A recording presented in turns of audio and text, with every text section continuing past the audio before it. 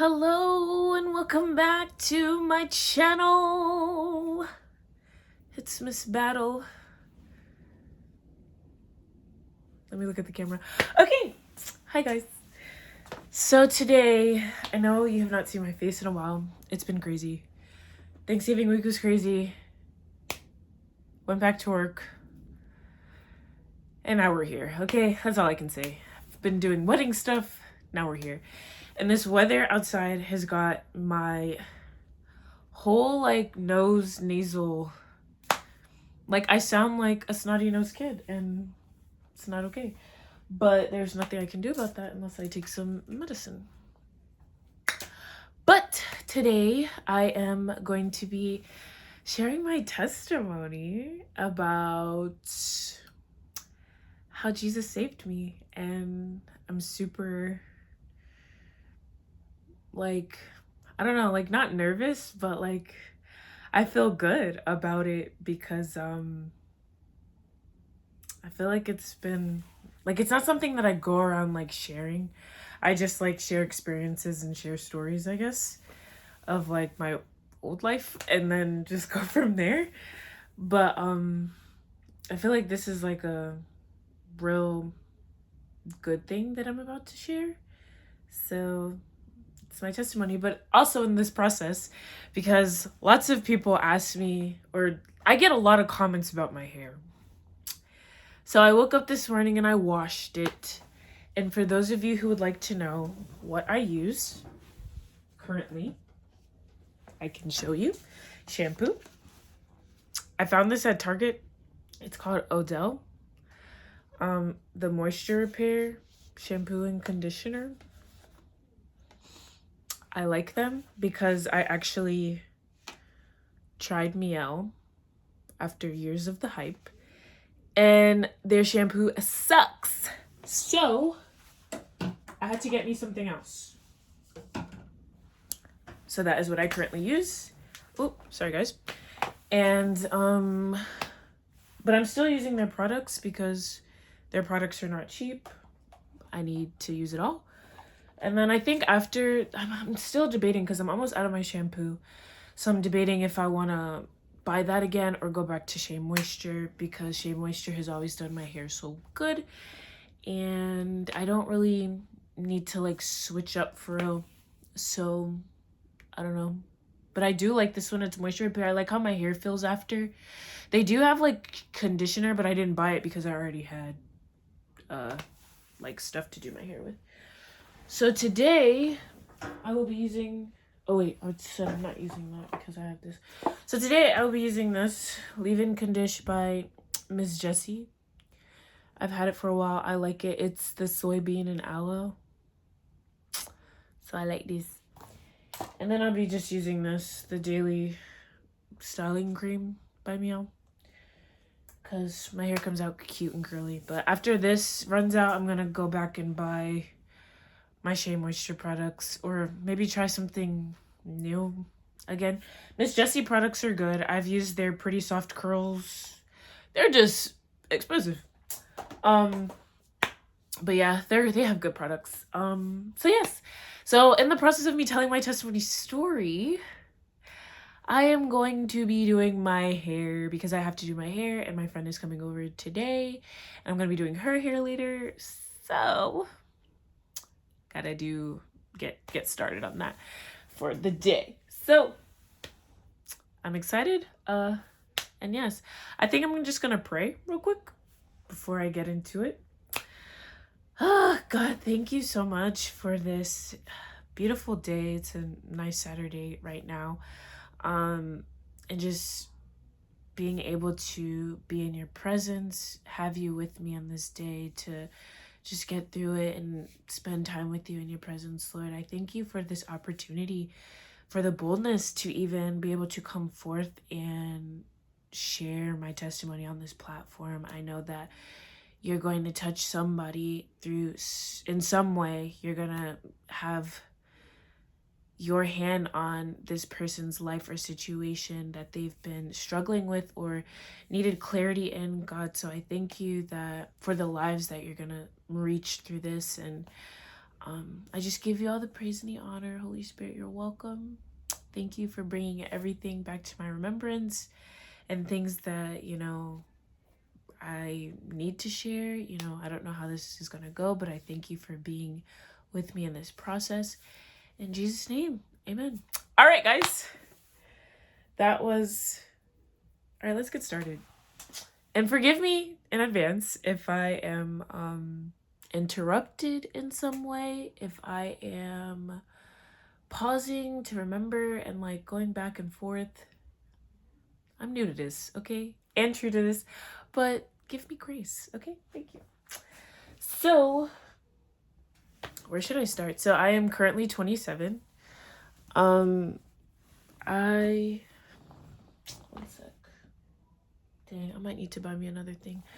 I am 27.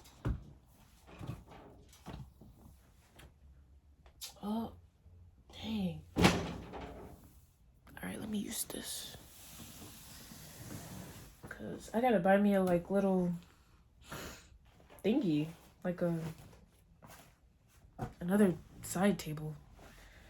Because my nightstand is currently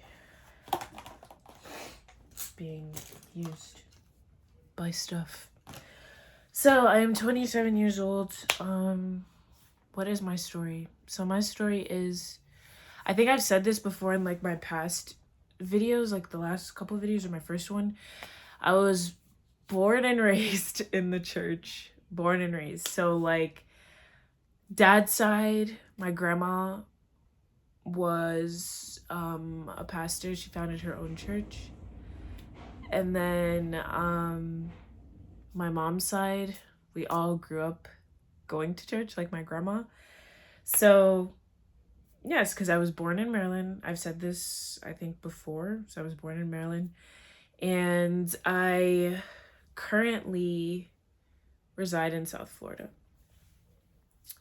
So, wait. I think I might need to wet my hair. So, growing up, I always grew up in church. So, like, even in the womb, like, my mom, grandma, aunt, all sang on the choir because we went to this church in Maryland called From the Heart Church Ministries. And I know, like, some people that I, like, grew up with still go there or whatever the case is. So, yes, that's where I grew up. I even went to the school because it was, like, a private Christian school. So I went there up until I was third grade. In third grade, and then, my mom moved us to Florida. So as I was younger, like, growing up, I didn't really have, like, my memory is, like, not too good. Like, I have trauma that I've dealt with. So I had to deal with that growing up. So, like, I can remember maybe between, like, 5 or 6 until up. I feel like some people can remember their age from, like, remember things that have happened to them, like trauma or not. They can remember things that have happened to them from, like, younger than what, 6? But me, not so much. So yes, I grew up, I was raised by a single mom. My dad is still alive. I don't want people to think that, like, oh, like, where's your dad? He's alive and well. And so, but I grew up, so my parents, like, didn't get along, basically. And so, you know what I need to do? Let me just do this first. Parents didn't get along.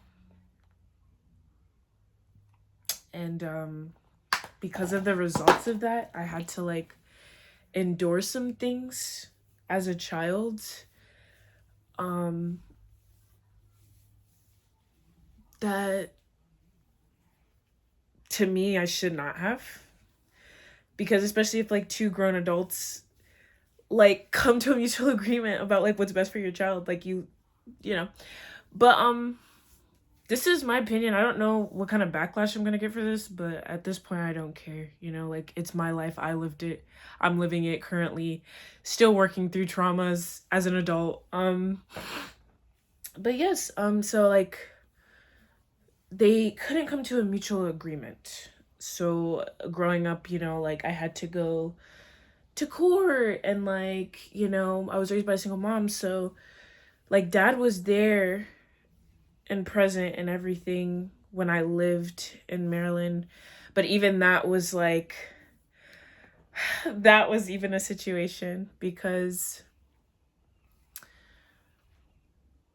I still felt like I didn't get what I needed, you know, as a child, as a young child who like just wants, like, you see other kids with both their parents and they live like a different life and like all this stuff. So basically, because I lacked like the presence of a father at such a young age, as I grew up, I was looking for like the love I didn't receive or like longed for in like my relationships with guys. So I think at like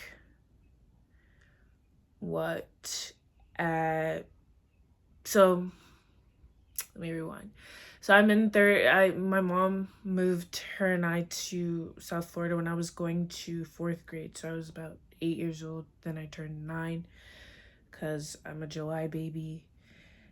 And we moved here. And so even that was like a lot. It was rough. You know, I'm raised by a single mom. My mom worked for the government in Maryland, you know, before moving here, and then she took a job that like cut like half her salary. So she had to like we struggled. I mean, like as single moms do. Um and I'm glad that she only had one kid because I don't know how she would have did it with more than me. So we like went through some things, you know. Not saying that I'm not grateful because I am. Honestly, if we didn't go through some things, then I wouldn't have learned a lot about myself. I wouldn't have learned a lot about just a lot of things. And so, yeah. But let me think. So, with that being said, yes, she moved us to Florida, and I went to elementary school. Like, I've lived in South Creek. I don't really want to disclose my location, but I grew up in South Florida, and that's what I usually say. Like, I say like I grew up here because I did. Like, I lived like half my life in Maryland, and then when I turned 9 to 18, I was living here in South Florida. So um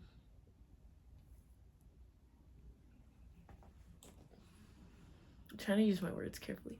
So anyway, we get here, and I think when I was in middle school, I still had to go like back and forth to Maryland because the court agreement was that I go stay with my dad for the summer, and like we would alternate holidays like Thanksgiving and Christmas. So like one year I'd spend like Thanksgiving with my mom, and then Christmas I spend with my dad, or like vice versa. And so I think that went on like middle school, because middle school was like the last, like once I finished middle school was probably like the last time I kept doing that, because once I got to high school, I got a job at like 16. I got a job. So um ugh, that's gross. So I got a job at 16, but going back and forth between homes. And don't get me wrong, it was fun times, because like a lot of the times when I went to go stay with my dad, like for the summer, my cousins and like my brother would stay at his house like for the summer with us. So like we would have fun, and then like my dad would always have like 4th of July cookouts at his house. So it was always a good time. And my birthday was in the summer, so I always got a birthday cake and whatnot. And I'm gonna try and do like braid and then twist. Sorry. Okay, so usually I just twist, but I'm trying to make it look, I don't know, longer, maybe. So I went back and forth there, and I've had great times. So I think once I hit 8th grade, my grandma, my mom's mom, had passed, and so that was a rough turn, a rough patch, just for like my side of the family. Like it's crazy because I literally pictured my grandmother living for life. Like my grandma took care of me. She raised me from baby. So she took care of me. She even took care of other kids. So I just had pictured that like she'd be living forever. Like she'd be able to get to meet my kids, one day. And grandmas don't live forever, even though we want them to. And so I think middle school, yeah, it was like the last time I would go back and forth. And then once I got into high school, I was kind of like grown, well, getting there. And so yeah, so even living down here, we went to a church that I still currently go to now. But we went to church, but I think after my grandma passed, it was really hard for my mom, so we didn't go. She stopped going, and it was because it was really hard for her, you know.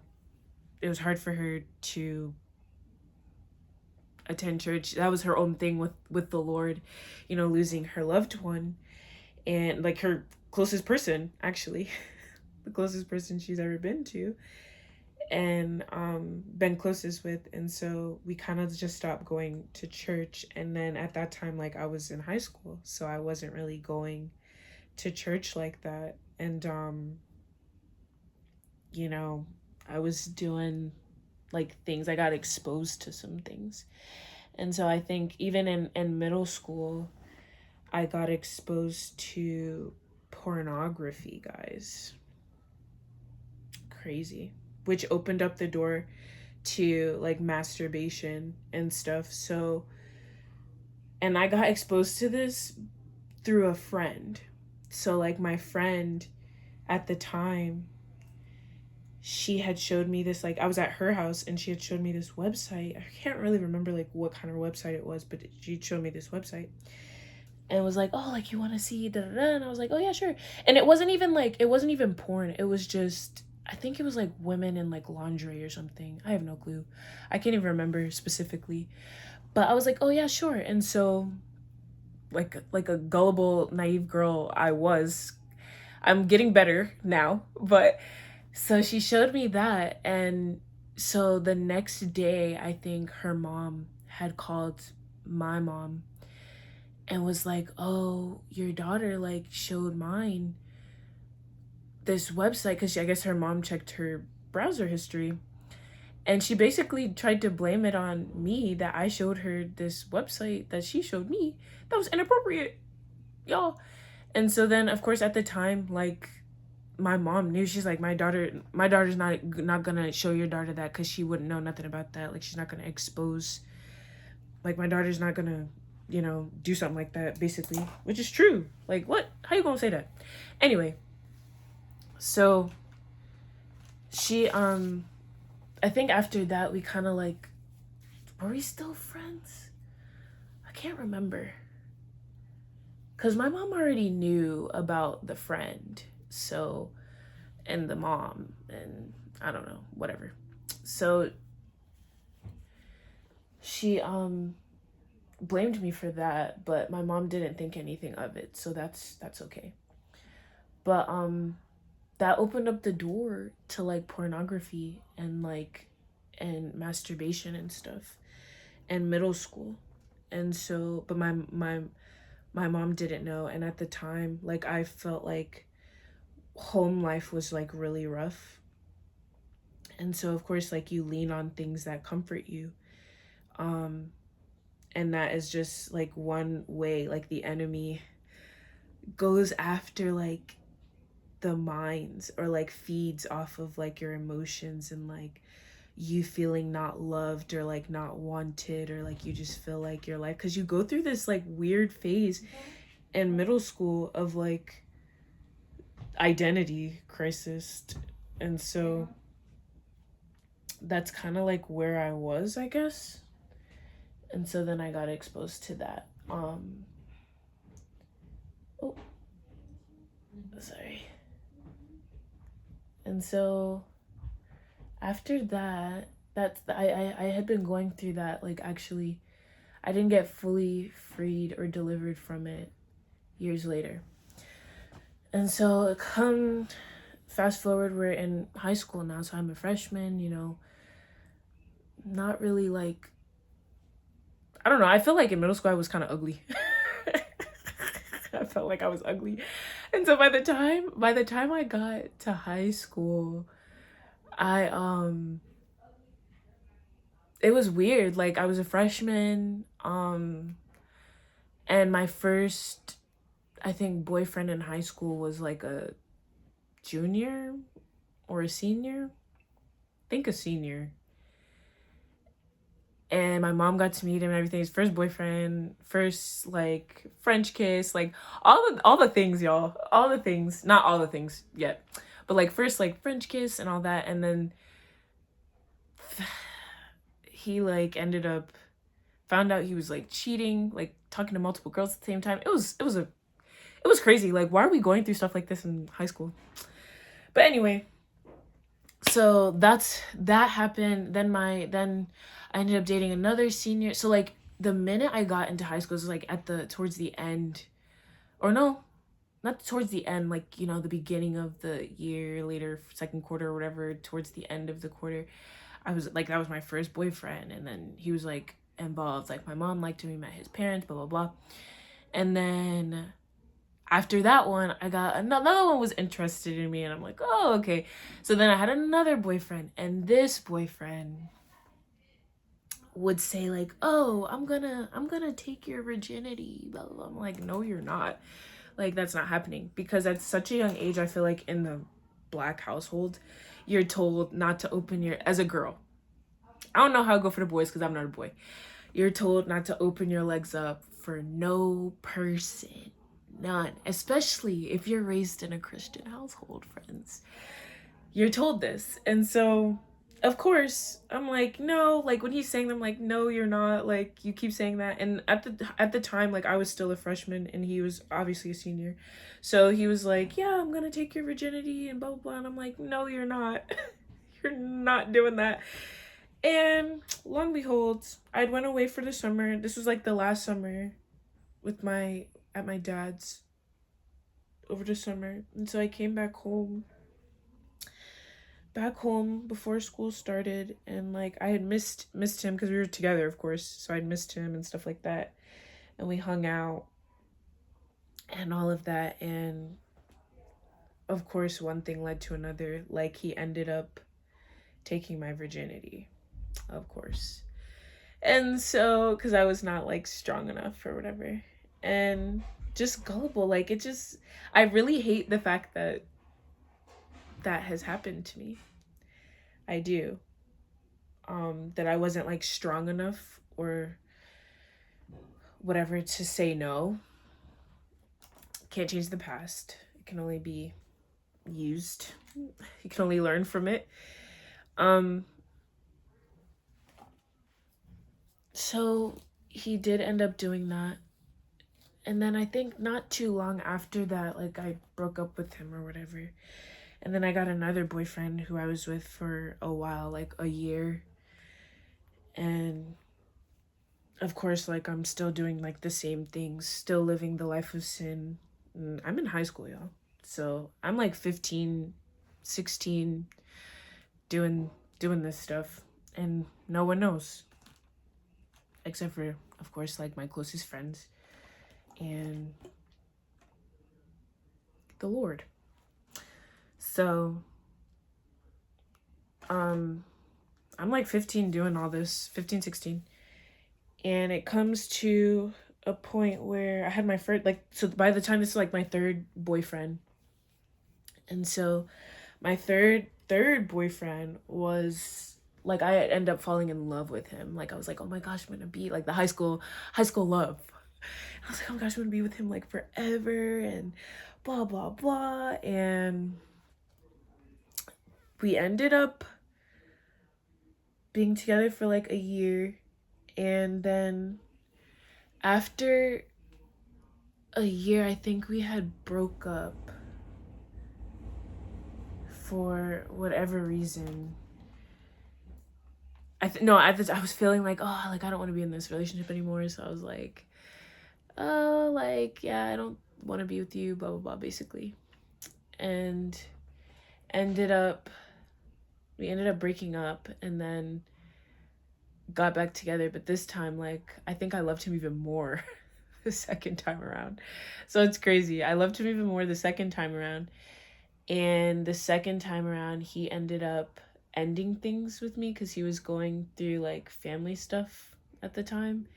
And I took it really hard. So it was my first heartbreak. So my mom could definitely like attest. She would probably like make fun of me. She's like, y'all, she was crying, she was boohooing. She was sad. Like I was crying because I'm like, I wasn't ready for him to go. I was like, oh, like he really broke my heart. And so that was my first heartbreak. And then after that, I got into a relationship again with this other guy, like in my class, but it was like a while after that. So I got into a relationship with this boy. He was also a senior, but I was a junior at this time. And I liked him because I was like, oh, his voice was so attractive. It was deep. It was attractive. And he sat right behind me in my class. So of course, like, I'm like, oh, you know, in my math class. And so he was the one, you know, that I had to learn about toxicity with. So I had dated him in high school. And then after high school, no, well, after him, because he was a senior, he's about to graduate. He's like, oh, I don't think this is the best time, you know, like, you're still gonna be in school, blah, blah, blah. And, like, which is understandable. So, like, we broke up. We weren't talking anymore after that. I think I made this too small. I think I'm gonna make the next section a little bigger. So we ended up breaking up. I went on about my life, got involved with even more guys, but this time I wasn't in a relationship with them. So, mind you, still doing all the things, still looking for that void to be filled.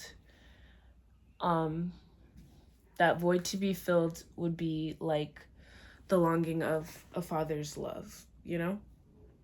Of how I pictured it in my mind, I guess. I don't know. And so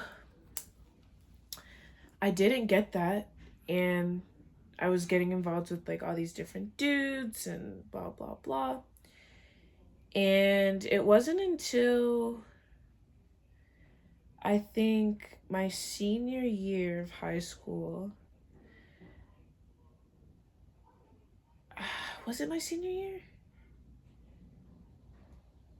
No, it wasn't my senior year. So basically, I graduated. So I got involved with all these different dudes, guys, and yeah, people like look at me still and be like, "Oh, like, I can't believe."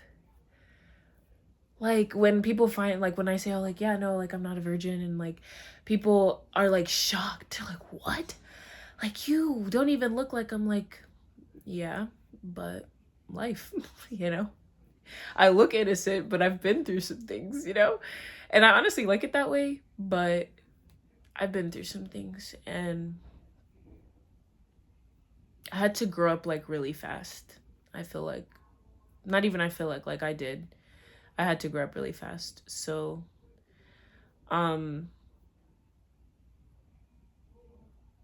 yeah. So I graduate high school, and then I get involved with the same dude from my junior year. And he, of course, like played the deal like, oh, I don't want to look back on my life and like feel like I missed out on like the one, blah, blah, blah. Okay, but this is it. Like, I always knew that I wanted to be married. I wanted to have a family at a young age because of like the family dynamic I grew up in, you know, with the single mom, like, sorry, father not present, or like doesn't call, like doesn't, whatever the case is with that I grew up with. I knew I didn't want that from a very young age, because I even had to deal with like things from my mom, like her being a single mom and like not managing her money well, and like things that we've gone through. So both sides, y'all, like I'm dealing with trauma from both sides.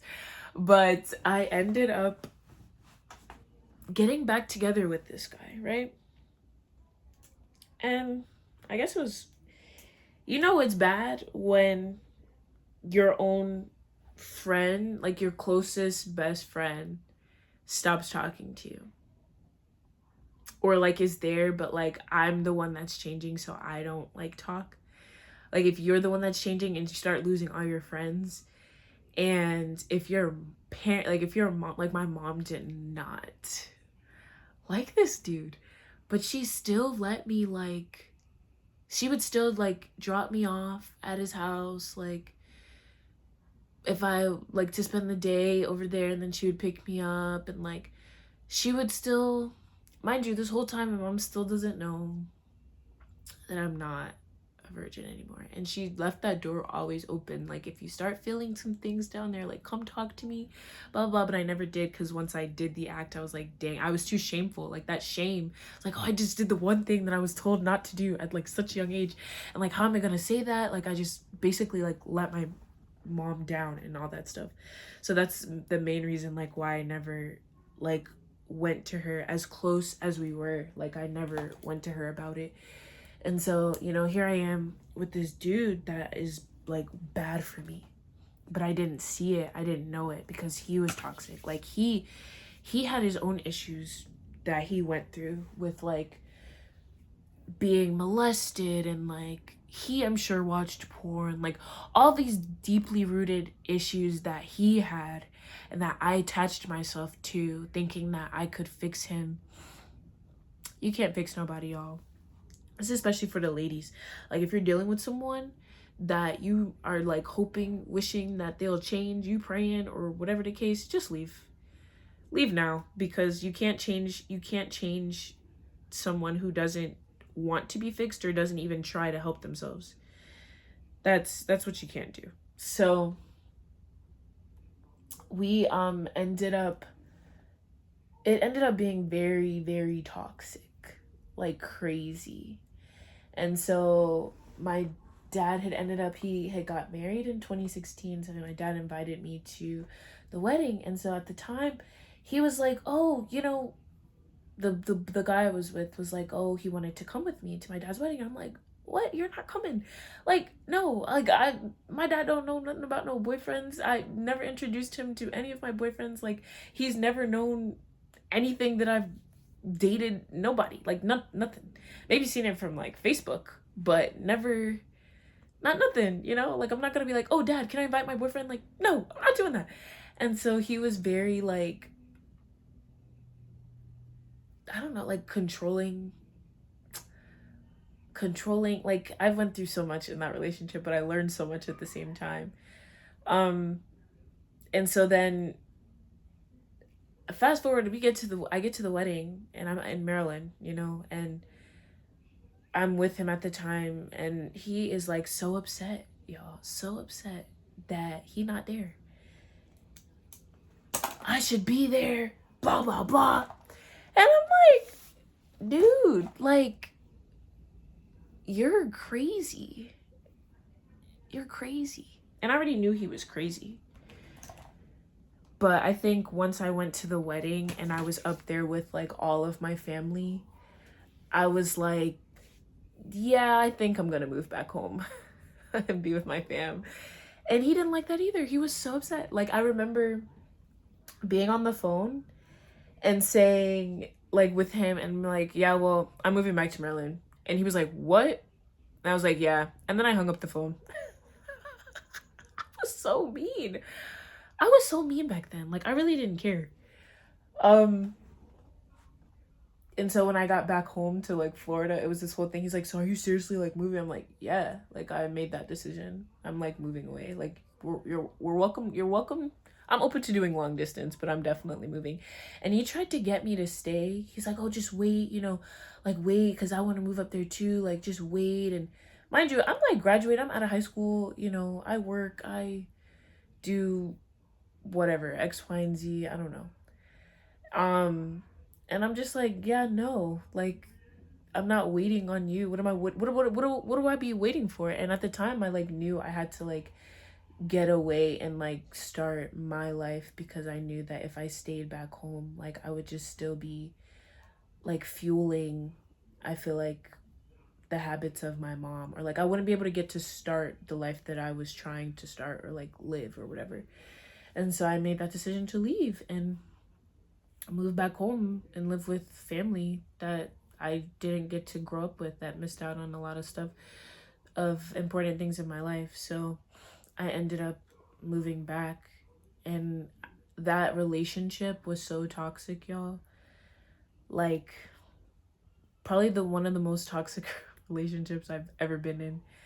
And I'm just glad that the Lord saved me from that. Like cuz like the instant, like me making the decision and me going forth, like if I didn't make that decision, I don't know where I would be. Definitely not here, sitting here doing my hair, telling y'all about this. Definitely not. Um,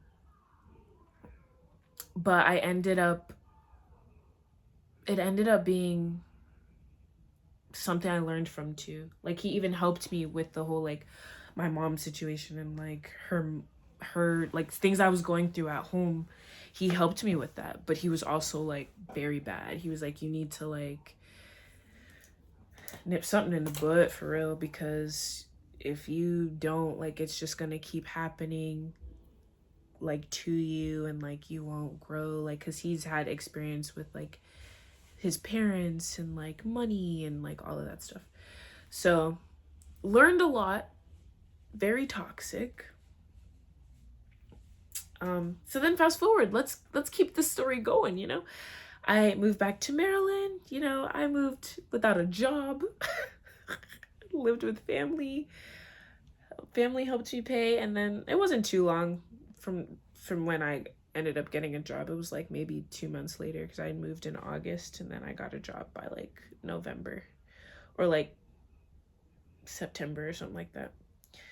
So I got a job by then, like 2 months after I moved there, and was able to do that. But then I moved in with my dad and my stepmom and my stepsister, and that was a fun experience, because I thought it would be like, okay, like I get to live with my dad. Like I'm thinking, oh, we'll probably be like close, we'll be close,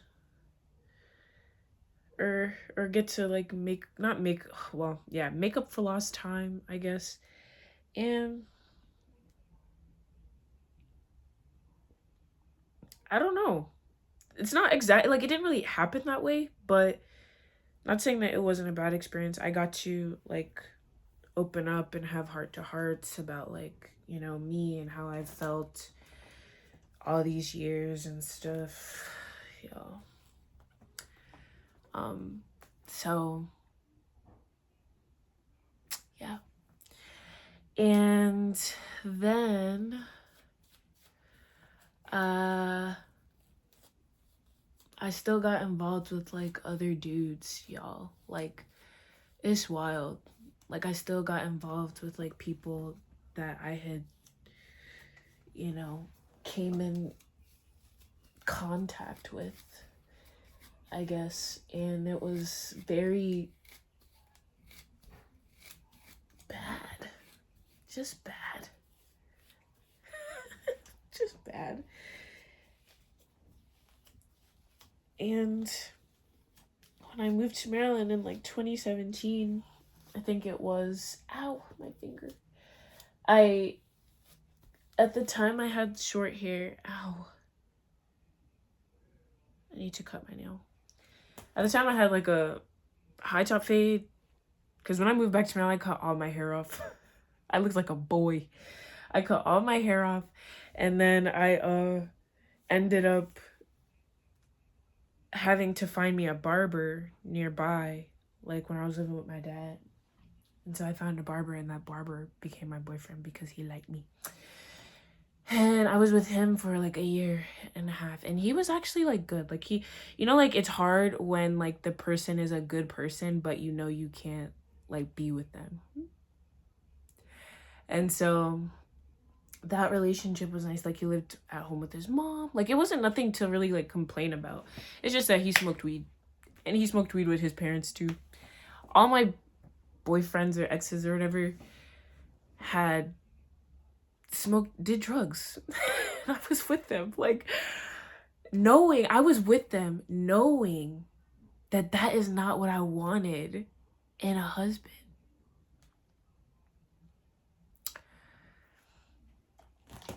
I'm telling you. Can you tell that like I had no like self-confidence, no nothing, no backbone, no nothing. I just went for anything. It was a cycle, and the enemy keeps you in a cycle. But that was what I was like doing. Like I was with like people who I knew like wouldn't serve a purpose. And he got to meet my dad. Like he would come to church with me sometimes when he could, because he was a barber, so he worked like every day of the week. So he would come to church with me sometimes. He got to meet my family.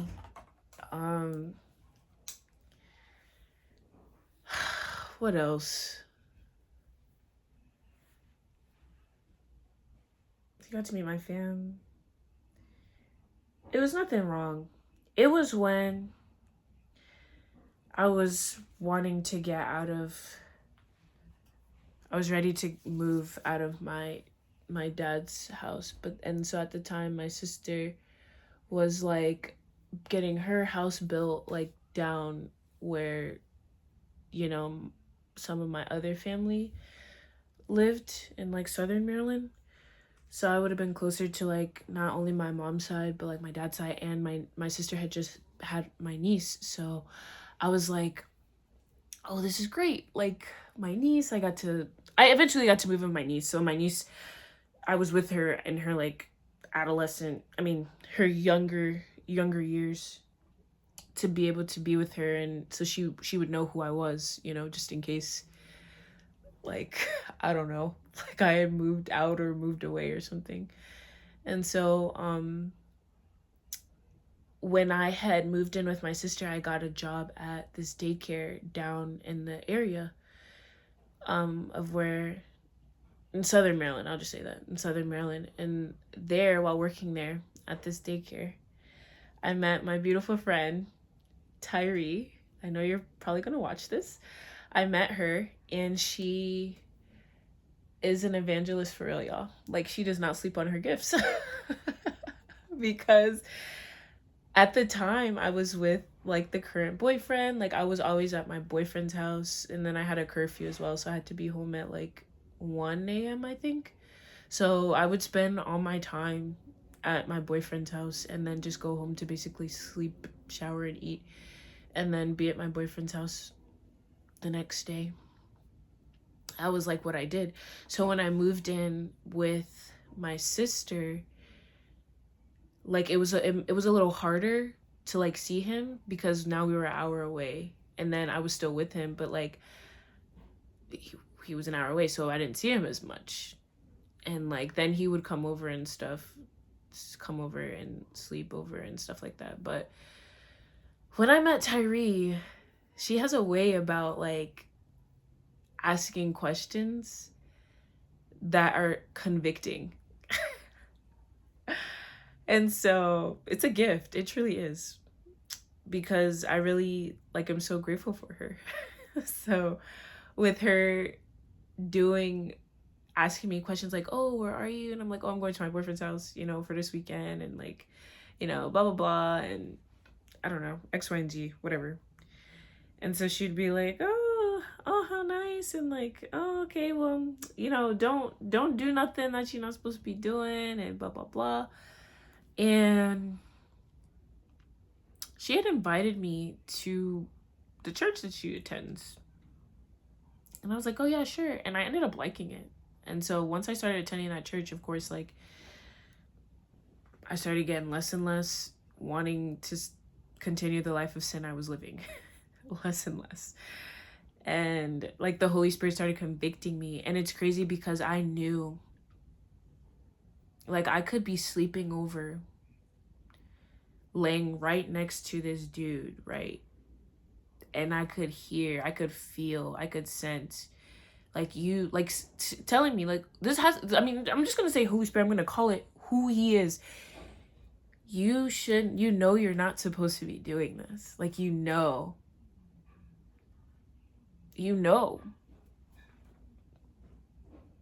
And I just still kept doing it.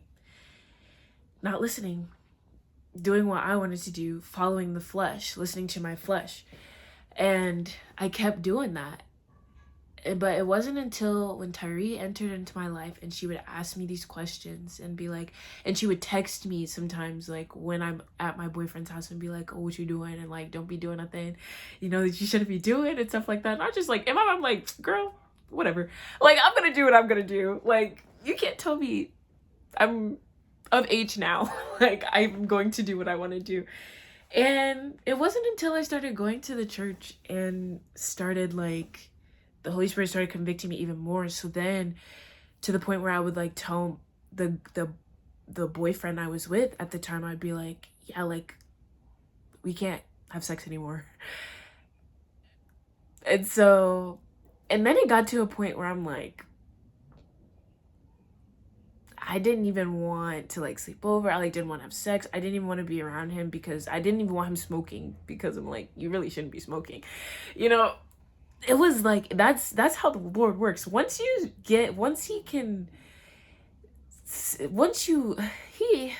just so strategic, because the Lord sent her. Like, I didn't know that by me making the decision to like find a job, that he was going to place someone in my life to speak to the death that I'm feeding myself.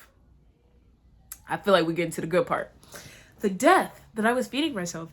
And so I just remember like that slow transition of like me choosing not to participate in sinful things that I had been doing for years.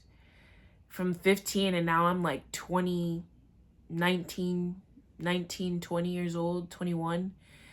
So from that time, from 15 to 21, I'm like doing things, I'm living that life of sin, like caught up in that cycle. And so I just ended up like breaking it off with him, because at this point I'm going to the church, I'm like seeing how I can step back into things that God had gifted me with, because I knew, like, when I was younger, I would do like praise dance, I would be tap, I would be so involved. I played piano. So mind you, I played piano in Maryland. So when I moved to Florida at like 9, my mom never put me back in lessons. So when I moved in with my sister and I was starting to go to the same church as Tyree, I started going back and getting back into my gifts. I'm like, you know what, like, let me take piano lessons again, like pick it back up. And when I did that, it was like the gift had not left me. How gracious is the Lord. Like, he gives gifts and he does not revoke them. Like, he does not take them away. For years, I had stopped playing, and I had a keyboard, I had the books, but I never practiced. Like, I never sat down and like played and perfected my gift. And so when I picked it back up, I was able to, it was like that's why I call it a gift, because it was like I didn't lose anything. And I'm so grateful for the teacher that I had gained, because he taught me how to like prophetically play in the spirit, because the church I went to is very prophetic. Like they flow in the spirit, that you're not in a rush. Like, worship could go on for like an hour and a half and 2 hours, and we're good, like, and still preach after. Like, so I learned that, and I'm so grateful, because it's my favorite type of like moment, when I sit down at a piano, when I get to just play whatever. But yeah, so I dropped him, and that's when I really started developing my gifts. I was singing, and I've never sang in front of family, never. I mean, I did acting when I was younger, so I was in plays and theater plays, and like that's different. But like as far as like singing and having a solo and like wanting to sing on the mic, no, that was not me. And I ended up getting like developing my gifts like when I finally said no. Like I stopped living that life of sin, because I really, like, my first time giving my life to Christ, which I didn't even say, was in 2016, right after coming back from my dad's wedding. And my mom and I went to church, and like, they did the altar call after. And so I think after church was over, and I looked at my mom and I was like, I want to give my life to Christ. And I started crying, and then I went up and gave my life. And this was at the church I go to now, at Abundant Life. So all those years I moved away, I had to grow, I had to learn so many things, develop a new relationship. And so after that last relationship, I had truly locked in. I was like, I can't keep living my life like this. Like I have to like give it all to the Lord. And so that's what I did. And once I did that, the Lord started using me and my gifts. He started speaking like that new, like when you say yes and you surrender everything, like the past, the just you throw it all away, because you know that it's not doing anything for you. Like how can I say, or how can I see that I want to be married, I want to have kids, I want all these things that I never had growing up. Hi. You still recording? Yeah. Sorry guys. Okay. So I done forgot where I was, because my lovely fiance just walked in, bring me some food. But yeah, so like when you give your life to Christ and like you surrender that, it's like the Lord picks you back up literally in where he wanted, where he wants you. And he doesn't like waste anything. And so I had started living my life like for real, like once Terry was like, oh, come to church, like, and I was going to Bible studies and stuff like that, and then I started going on Sundays, and like I was just getting encountered, and then I truly like was like, okay, like I'm all in.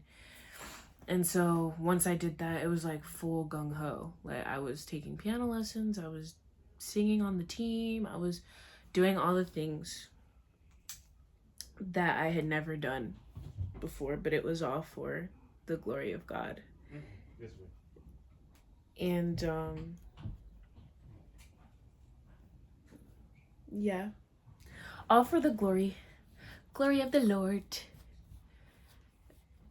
And now I'm here. Like I went through some things, because I even like I had left my sister's house. It was weird, because then I was able to afford living with my sister, right, until I wasn't. And I wasn't paying that much. So it's amazing how the Lord uses things. Like he uses every situation.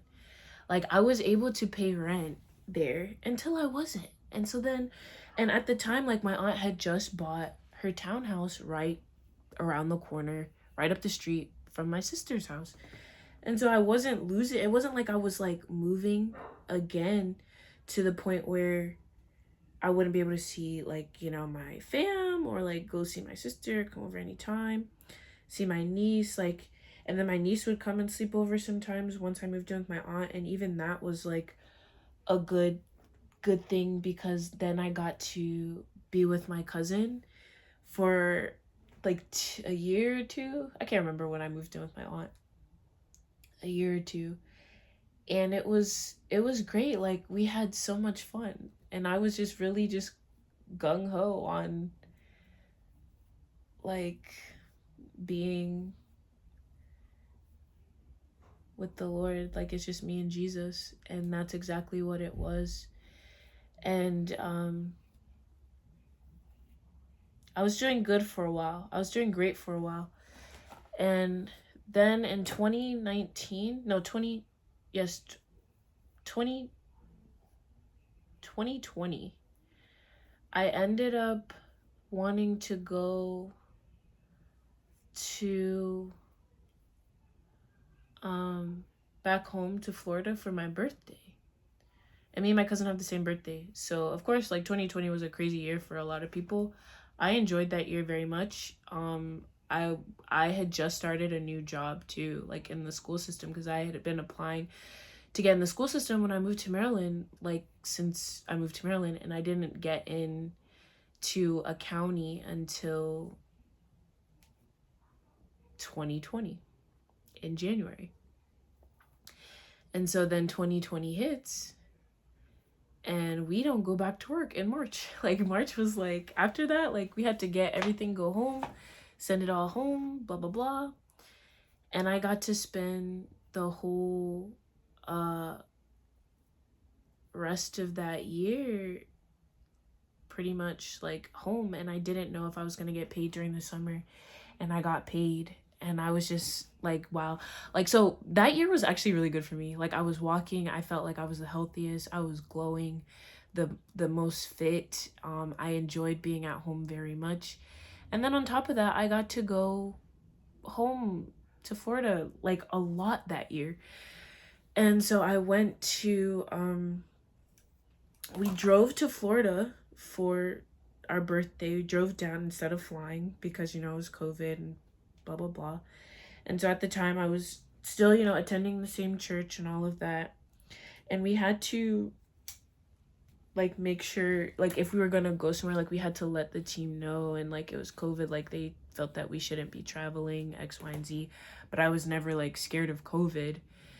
I was just like, okay, like, I don't know, not to negate, like, you know, all the things that have happened and like people losing their lives and stuff, but I feel like the church that year was very like scared, but still used wisdom. Like, a lot of churches use wisdom, but it definitely was a true test to see like who was attending church because of God and who was just going just because a lot of people have not returned back to church after COVID.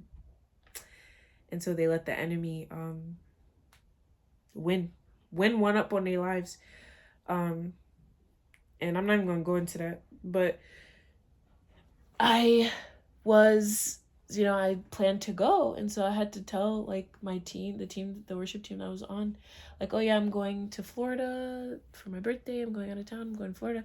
And so I went, and I had the best time with my family, had the best time with my friends. But here's the thing. When I went back, y'all, I had this one friend that I was actually friends with, but I think I had like a little crush on him. And so then I got involved with him, and I slipped up, y'all, again. And what made it worse, is that I ended up not feeling conviction after the fact. Like, I was like, oh yeah, I don't feel anything. Not a thing. And so at the time, my accountability partner was like, oh, you will. And I was like, yeah, I know, but like right now I don't. And I didn't even want to come back home after that. I think spending my birthday in 2020 in Florida was like, I loved it. I was like, oh, like I miss being back home. Like, I really did. Like, I miss the sunny weather. Like, I'm a sun girl. I don't know. Like, I love warm weather. I love the atmosphere that Florida brought, or that I grew up in. And like Maryland, I just didn't like that. It was cold. I just didn't like it. Maryland's for some people, but the only thing that made it enjoyable was family and like me developing an actual relationship with Jesus. So that's about it. But yeah, so I ended up falling and getting involved with him, blah blah blah, and I didn't feel any conviction. So then fast forward, of course, I felt conviction later on. But then we came back down again for Thanksgiving. So I spent Thanksgiving of year 2020 down here too, and I ended up seeing the same friend, and ended up doing the same thing again. And I'm like, yo, girl, what's really good with you? Like, why are you doing this? Why are you doing this? Why? Like, you come too far, like, in the Lord. You know, there was still some sin there that I never addressed. And so I ended up falling again, guys. But I think by this time, I was like thinking of like how much I missed home, and like I really did like want to be home.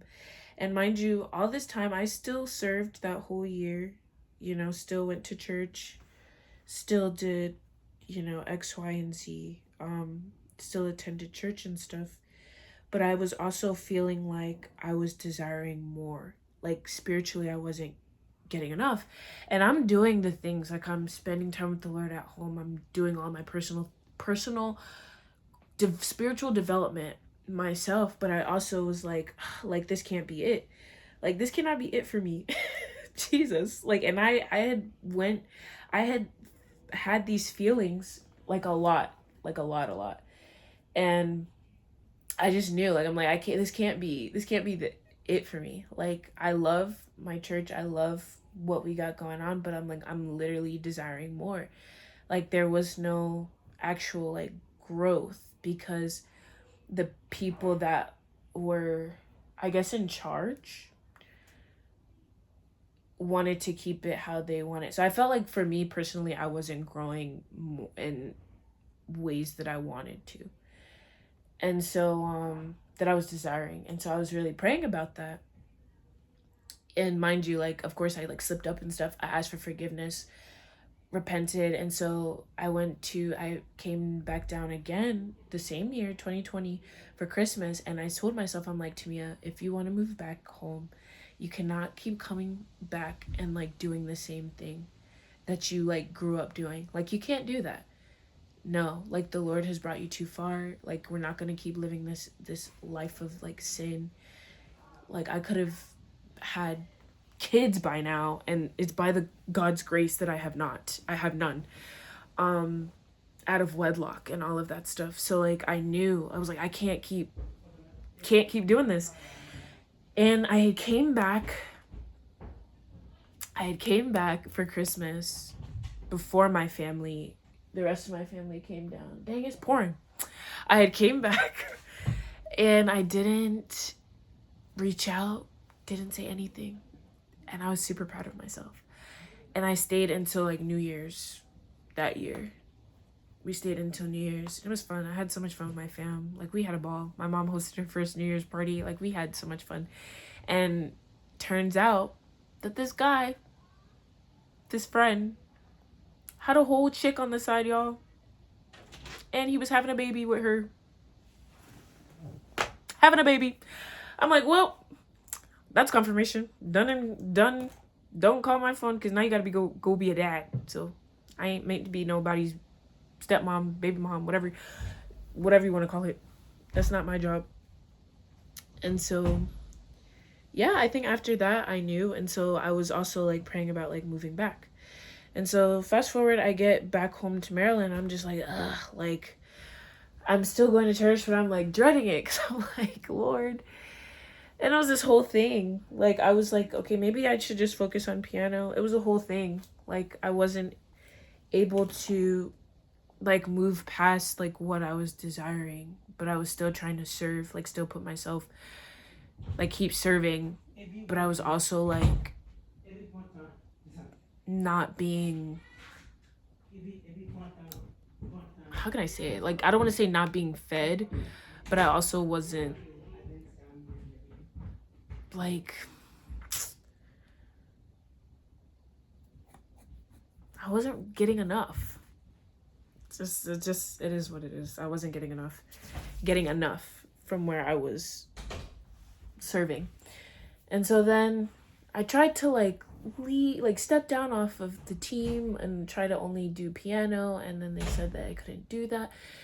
It was this whole church politics thing. People might say that church politics ain't a thing, but it is. And how people run their churches is how they gonna run it.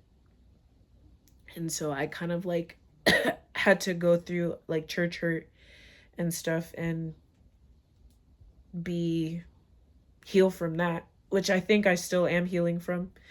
But I had to go through that situation, and so the Lord had opened up the door for me to get a job down here. This is while I was still in Maryland. This is 2021 now, to get a job, and I had accepted it because I'm like, wow, like the Lord opened up the opportunity for me to like move back here. I've been praying about it. He opened up the door.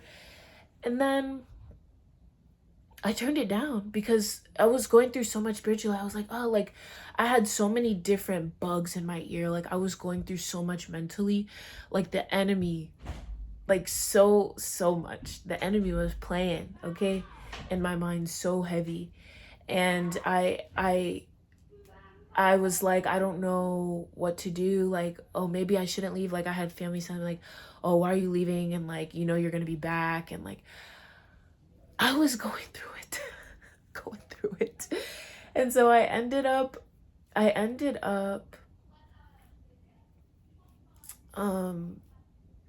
turning the job down because I was like, maybe I shouldn't go. Maybe I should just stay here. But I knew if I stayed in Maryland, I was comfortable. Like I wasn't growing. I had reached my ceiling. So I knew if I stayed, I would have been like not, I would have just, I don't even know what I'd be staying for. Like I'd be staying to keep other people happy, I guess, and not myself. I don't even know. Like I just know that if I stayed, I would have been miserable. And so I ended up moving back. I ended up calling back and accepting the job, and then I moved down. I moved down here. And let me tell you, one of the best decisions I've ever made following the Lord and what he has for me. Because if I never moved back here, I wouldn't have grown to where I am now, being a youth leader, being singing and worshiping the Lord in like spirit and truth, like not shy, like boldness. Like the Lord sent me the right friends. He sent me good community. I mean, stuff that I wasn't even thinking about, but I just like, all I knew was like, I can't attend a church that does not honor the Holy Spirit. Like that's all I knew. Like I can't be in a church that doesn't pray, doesn't honor the Holy Spirit. Like I can't do it. Like I refuse. And I decided to come back, and when I came back and I was going to church and stuff, I was like, okay. And the mentor I have now, like I remember like sitting in my room in Maryland saying like the one night where the Lord had met me, and like for whatever reason I had like tuned in to Abundant Life's Wednesday night service. It was Bible study or whatever it was at the time. And I just remember like bawling my eyes out. And I remember Miss Lisa was singing this song about grace, and I just bawled my eyes out, y'all, in my room, bawling, crying, boo-hooing. And I was like, this is where I need to be. And so Abundant Life has been my home church. I'm like, I've always considered being like that, being my home, because I grew up there when I was younger, when we moved to Florida. And then I had moved away, and then I came back and I was there. And like, since I've been back, I've grown. Like the Lord has grown me so much that I ended up taking vocal lessons to become a better singer. I got to play Mary in like the Christmas production thing we do every year for Christmas. With the solo, like acting in a solo. Like I got to use my gifts.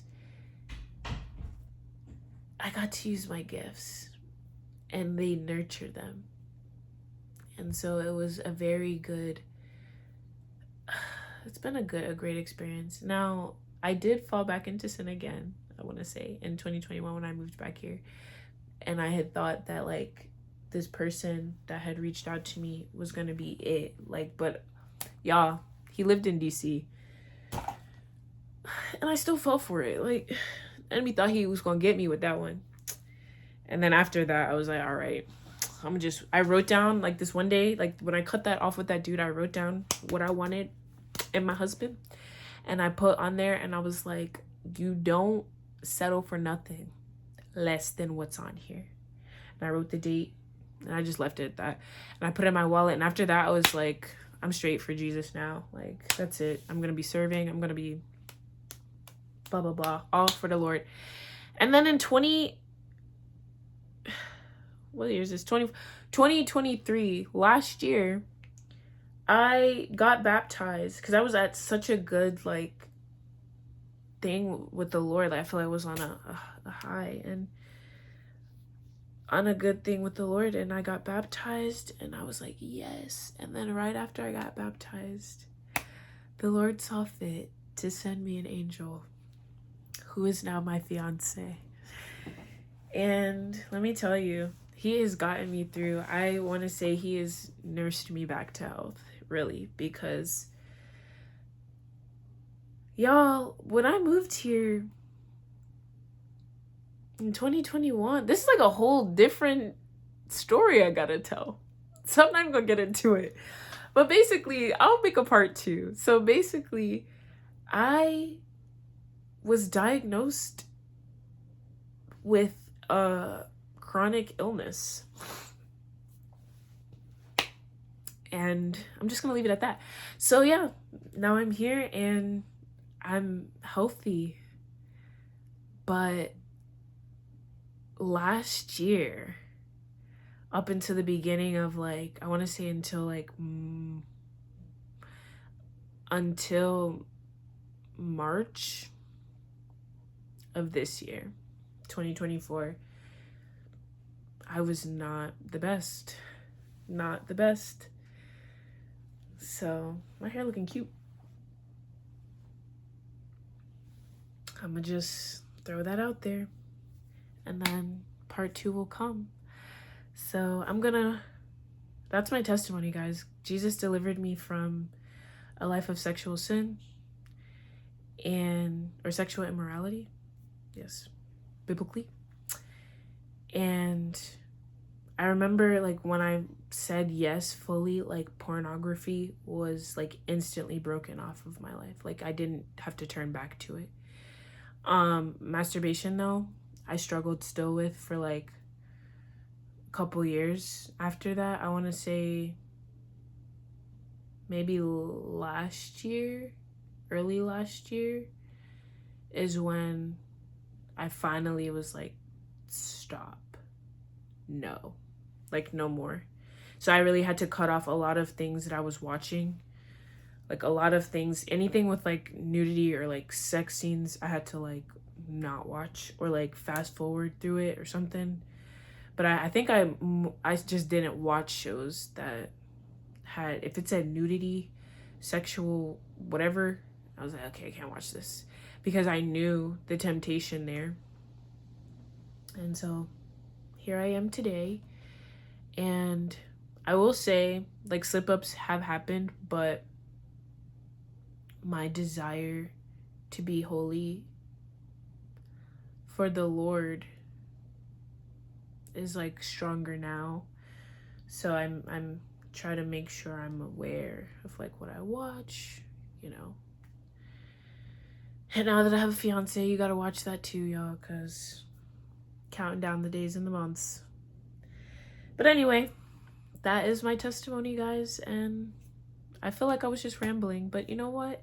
If you're out there and you're in a relationship where, you know, this guy is leading you to sin, or vice versa, this girl is leading you to a life of sin, and you know that you want more for your life, and they're just stringing you along, cut them off or have a serious conversation if you really want them a part of your life. Matter of fact, say yes to Jesus first. Give your life to Jesus, because he loves you so much and he wants you to have an abundant life, and he wants more for your life than you could ever want. So first do that.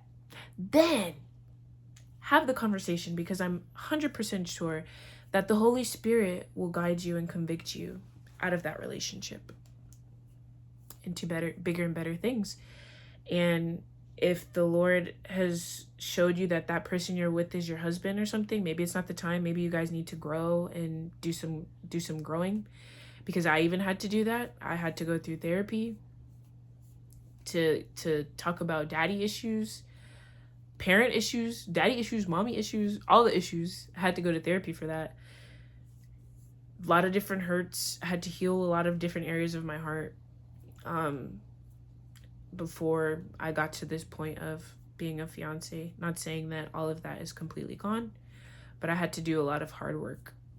And so if you're just living that life of sexual sin and you still feel empty inside, it's because you'll always feel empty. It's never going to satisfy you. If you're looking for a quick fix, you're going to keep looking, because all that stuff in the world, it's never going to satisfy you. So you need to come to repentance and find Jesus and just give your life to him, because your life will become greater and better than you could ever imagine. And that's all there is to it. So I'm going to make a part 2 to continue another testimony that I need to share. So yeah, this concludes the end of the testimony. I will show the end result of my hair in a little bit, and maybe the end result, and then the second video will be literally the finished product of me telling testimony number 2. So yeah, I love you guys. Love you so much, and I hope you have a great rest of your day, or whatever it is that you're doing. And remember, Jesus loves you more. Yes, more. He loves you more. Okay, bye. Love you.